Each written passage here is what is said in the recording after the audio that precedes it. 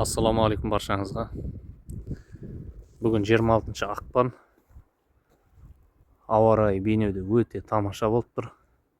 Сол үшін кішігірім видео салайын дедім жұмыстарымыздың барысын. Бұл біздің егіннің басындағы вагончегіміз. Ескі тозығы жеткеннен кейін соған жаңарту, реставрация жасап жатырмыз. Оның фотосын қазір салып өтем.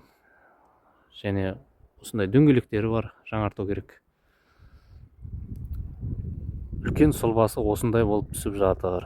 Бұрынға қарағанда және өзгешелік бар. Мынадай шипырымыз бұлай односкатный болып бір қапталға қарай су ағатын болып түсіп жатыр. Есігі, терезесі дәл сол баяғы қалпында болады. Барынша жасалған жұмыстарды осылай салып отыратын болам. Сіздерден тек қана қолдау күтемін, достар.